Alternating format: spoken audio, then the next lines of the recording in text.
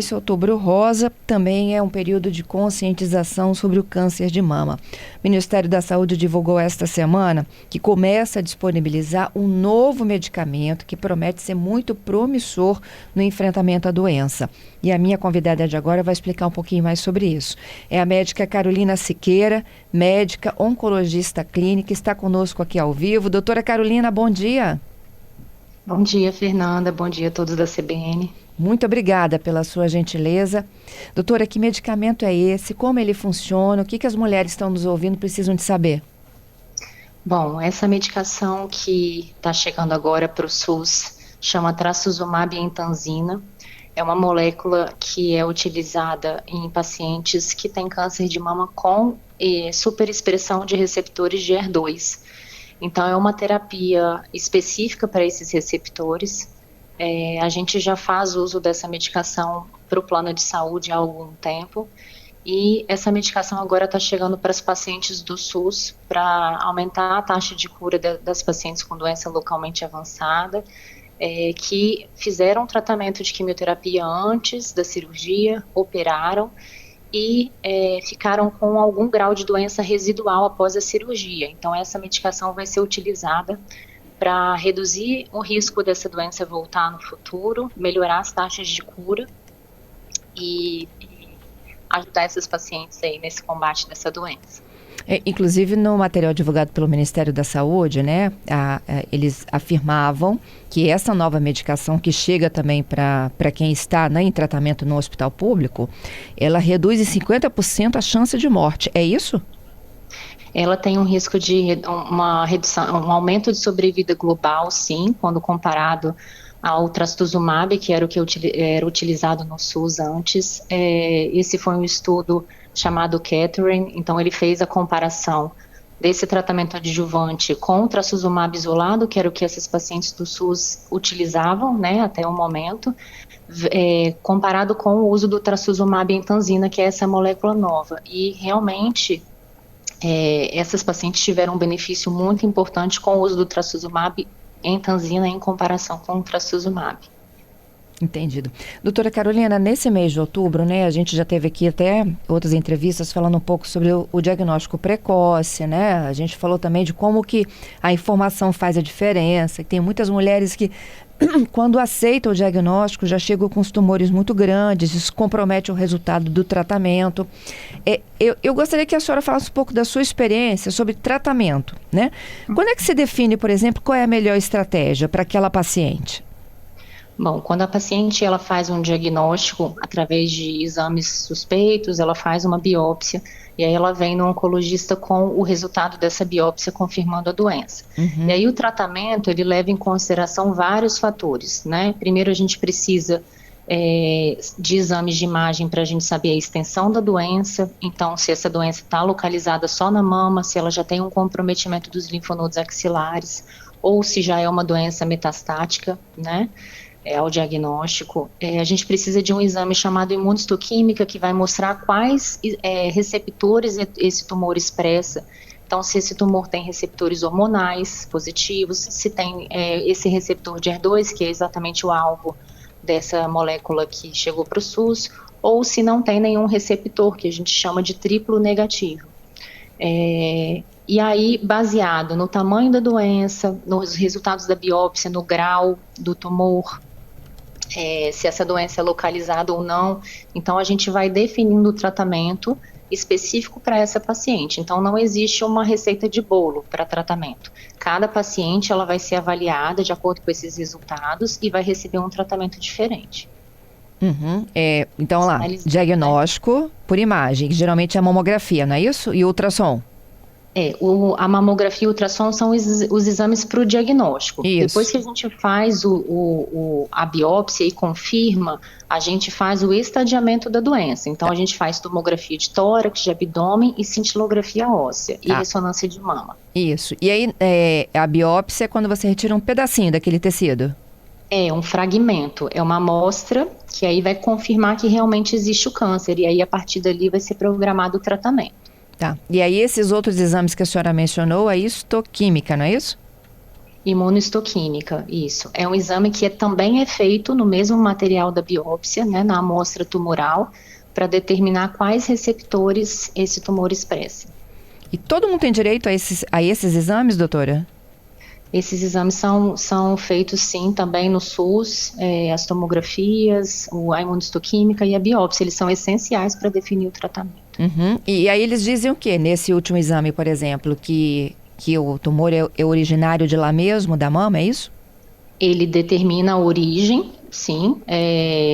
Por exemplo, se você fizer uma biópsia de linfonodo axilar, ele determina se as células que estão ali vieram realmente daquele nódulo que veio da mama, né? Uhum. No caso de uma biópsia da mama, ele confirma as células, um carcinoma de origem mamária, e aí ele vai determinar quais receptores são hiperexpressos naquela amostra tumoral. Se ele está só na mama ou se ele está em outros órgãos? Os exames que determinam se está só na mama ou nos outros órgãos são os exames de imagem que a gente faz, que são as tomografias de tórax e abdômen e a cintilografia óssea. Os principais órgãos que a gente pesquisa metástases é pulmão, fígado e osso. São os principais locais para câncer de mama. Entendido. E a partir daí, então, você traça o tratamento. É cirurgia, quimioterapia, radioterapia e agora é imunoterapia também, não é isso? Tem imunoterapia e tem hormonioterapia. Algumas pacientes operam primeiro e fazem o tratamento complementar depois, seja com químio, rádio, hormônio. Outras pacientes que já têm uma doença um pouco mais avançada de início, mas não metastática, a gente chama de localmente avançada, né? Eles às vezes precisam fazer a quimioterapia antes da cirurgia para fazer uma redução tumoral, para ter uma cirurgia melhor, né? Uma cirurgia tecnicamente mais bem realizada. E depois vem os tratamentos, dependendo do resultado dessa cirurgia, a gente vai planejar o que vai ser feito depois. Uhum. Qual o maior medo dessa mulher hoje? O maior medo dessa mulher hoje é morrer. Sim. Com certeza. Então, mexe muito com a parte estética, porque os tratamentos que envolvem quimioterapia geram uma queda de cabelo, então é um estigma para essa mulher. Então essa mulher tem medo de perder os cabelos, ela tem medo de ter uma doença com metástase, ela tem medo do tratamento não dar certo e a doença avançar ou voltar no futuro. Tempo conta muito, né, doutora? Tempo conta. Entre a gente fazer o diagnóstico, por exemplo, esse é um processo que não é um processo simples. Um exame de imunohistoquímica, ele é um pouco demorado para ficar pronto o resultado, então a gente leva aí em torno de, entre sair a biópsia e realmente começar o tratamento, em torno de um mês e meio na prática para a gente começar. Também não são doenças que, na maioria das vezes, crescem de forma muito rápida, né? Então, esse tempo aí não costuma ser tão maléfico assim, de um mês e meio, mas a gente sempre corre contra o tempo, o mais rápido possível, que é possível de ser feito, a gente tenta começar. E ela passa por esse tratamento por quanto tempo e depois por mais quantos anos ela precisa de ter a certeza que ela está curada?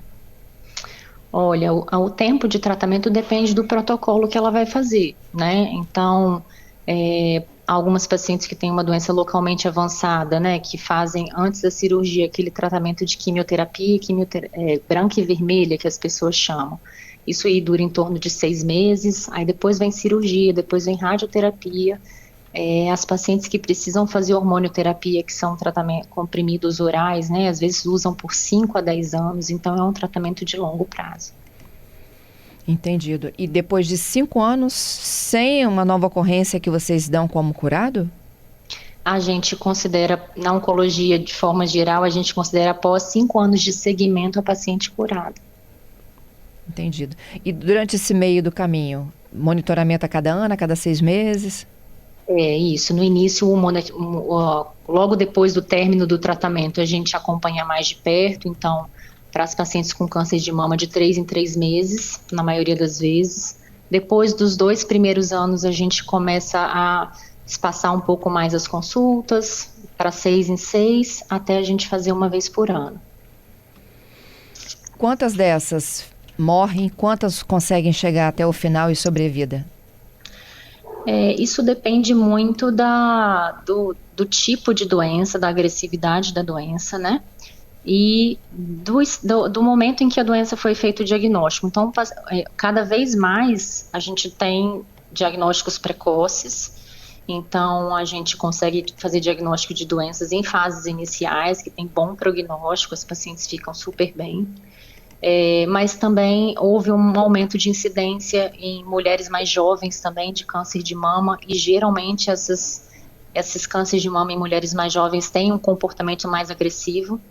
Então aí vai depender muito essa taxa que você perguntou, vai depender muito desses fatores, né, da agressividade da doença e de como que essa doença foi descoberta, se foi inicial ou não. E para essas mulheres mais jovens, elas não fazem exames rotineiros de imagem como mamografia, né?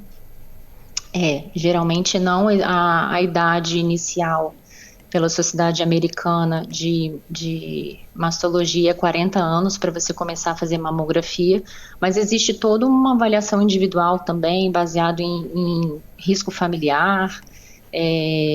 Muitos casos na família também, às vezes, precisa ser investigado mutação genética. Então, existem outros fatores que interferem nisso, mas o principal é a paciente se conhecer, notar, às vezes, se tem alguma alteração palpatória ali na mama, e sempre procurar o médico, tentar procurar o mais rápido possível no caso de alguma alteração no exame físico. Entendido. Nesse Outubro Rosa, o que a senhora deixa de recado aí para as mulheres que estão nos ouvindo?